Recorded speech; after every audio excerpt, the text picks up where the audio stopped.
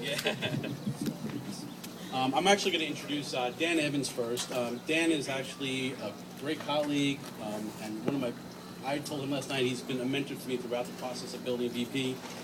He's also known to most of you Dodgers fans as one of their historic general managers. And I'm going to pass it on to Dan to introduce our first guest. I don't think he needs an introduction. We're just very thankful to have as one of our guest speakers today, Vin Scully, the great Hall of Fame announcer who's actually even a better person than he is an announcer. So welcome, Vinny.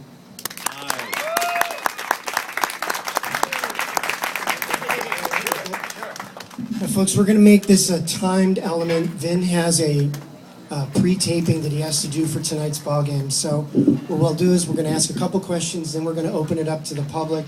Again, Vinny, thank you so much for doing this today. It's amazing if you think back, this man in 1982 won the Ford C. Frick Award.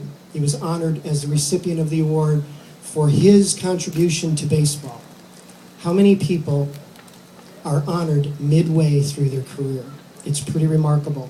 And here we are today, and I'd like you to go back, Vin, to let's say 1950. You've played center field for Fordham. You've served a stint in the Navy. Let's talk about how you got started with this great organization that you've been with for 63 years. Well, Dan, thank you, and hi, everybody. First of all, when I was trying to play ball at Fordham, I guess my claim to fame was when we played Yale University. The first baseman for Yale was George Herbert Walker Bush, who later on became president. And I remember I had a chance to talk with him as president, and I said to him, Mr. President, as long as you're in the White House, you can say anything at all you want about your baseball career. But remember, that day we both went 0 for 3. He loved that. He was a good player. He was captain, first baseman of a very good Yale team that went to the College World Series. Anyway, I had been playing baseball, trying to anyway, for a long time, and always loved the game. So when I was graduating, I had been working on the radio station, and there was a book, I don't know if they even make it anymore, but it was kind of like a broadcast yearbook. So I had a lady friend, a girlfriend, but not a girlfriend, who was a secretary on the campus, and we actually sent out 150 letters to radio stations from Maine to Florida. To date the story, we came to one station, WTOP, 50,000 watts, Washington, D.C. Well, that's the major league. You can't get any bigger station than that. So I said to Marguerite, well, that's too big a station. We better move on.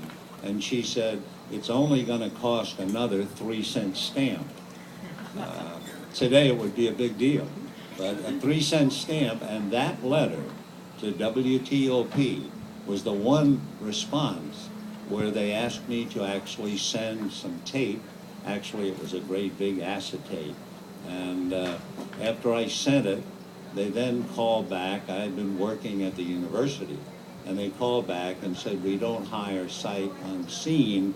And I went down and auditioned. I eventually got the job, and only after I actually had the job did I find out that there were 52 people who auditioned for that job. So if you want to talk about a long shot, you start off with a 3-cent stamp and a letter to a station where I never thought I would begin working. From there, I came to New York.